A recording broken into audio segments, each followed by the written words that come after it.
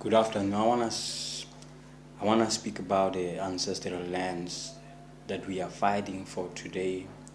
The lands that we don't really use for the purpose that it's meant for. God has meant anything for good purpose.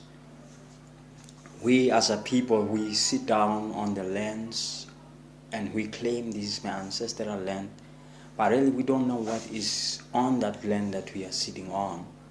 We are just claiming because of we want to be there. We Africans or people that are lazy believe in sitting on and never work on something. And when somebody comes in and see the riches and the potential of the ground, of the land, and begin to work on the land, on that particular land, and they bring out the best of the land, they bring out the potential of this land, we begin to claim and say the lands are given to foreigners. The lands are given to foreigners, and we, the Namibians, or we, the people that owns the lands, are suffering. Did you know how many years you have seated on that land, that on that water that God has put under the ground, and you are crying for thirst?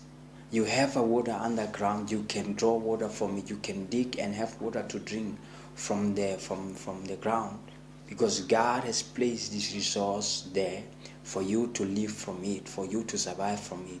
But if you are not really digging and finding the water underground, who will do it? The foreigner will come in and do it, and he will sell it to you. He will do it in exchange with money. It will give you, it will charge you, because he is using his machinery to draw water from the ground. The reason why he will charge you is because of his machineries.